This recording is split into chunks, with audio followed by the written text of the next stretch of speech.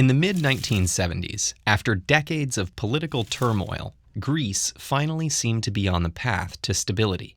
With the introduction of a new constitution and negotiations underway to enter European institutions, many analysts expected Greek politics to follow the pattern of the larger Western world.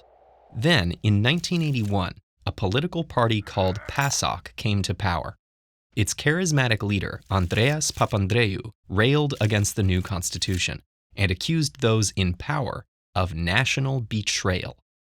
Opposing Greece's membership in NATO and the European Economic Community, Papandreou promised to govern for the betterment of the common people above all else.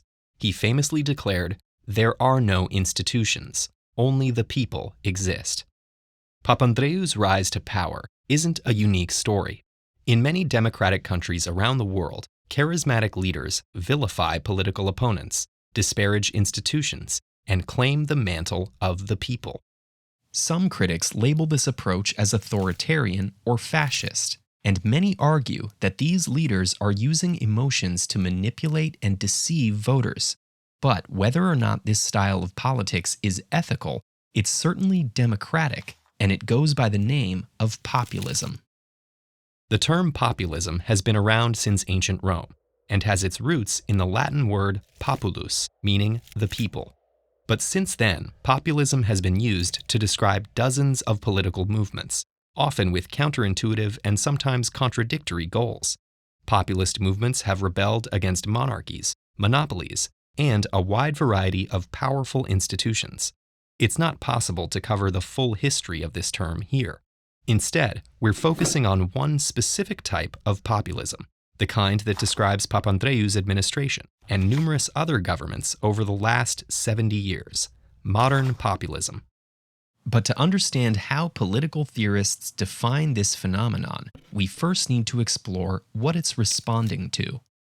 In the aftermath of World War II, many countries wanted to move away from totalitarian ideologies.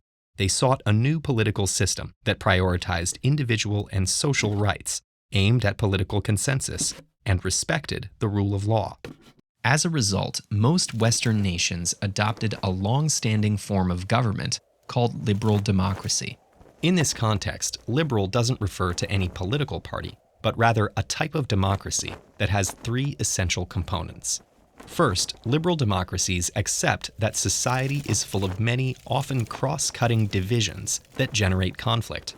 Second, it requires that society's many factions seek common ground across those divisions. Finally, liberal democracies rely on the rule of law and the protection of minority rights, as specified in constitutions and legal statutes. Taken together, these ideals propose that tolerance and institutions that protect us from intolerance are the bedrock of a functional and diverse democratic society. Liberal democracies helped bring stability to the nations that adopted them, but like any system of government, they didn't solve everything.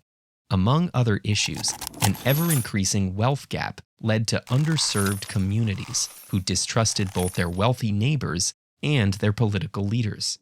In some cases, political corruption further damaged the public's trust. Growing suspicion and resentment around these politicians primed citizens to look for a new kind of leader, who would challenge established institutions and put the needs of the people first. In many ways, this reaction highlights democracy in action. If the majority of a population feels their interests are underrepresented, they can elect leaders to change that using existing democratic systems. But this is where assertive modern populist candidates can subvert democracy. Modern populists identify themselves as embodying the will of the people, and they place those interests above the institutions that protect individual and social rights. Modern populists argue these institutions are run by a self-serving ruling minority who seek to control the vast majority of virtuous common people. As a result, politics is no longer about seeking compromise and consensus through tolerant democratic institutions. Instead, these leaders seek to overturn what they see as a broken system. This means that where a liberal democracy has the utmost respect for institutions like courtrooms, free press, and national constitutions, modern populists disparage any establishment that disagrees with the so-called common will. Modern populist parties have arisen in many places, but the leaders of these movements are remarkably similar. They're often charismatic individuals who identify themselves as embodying the will of the people.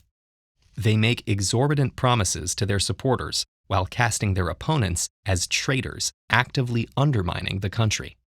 But whether these politicians are sincere believers or manipulative opportunists, the dynamics they unleash can be profoundly destabilizing for liberal democracy.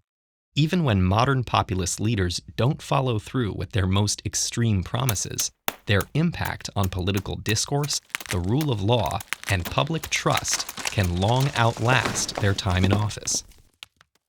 How well do you understand power? It shapes our daily lives, but we're often uncomfortable talking about it.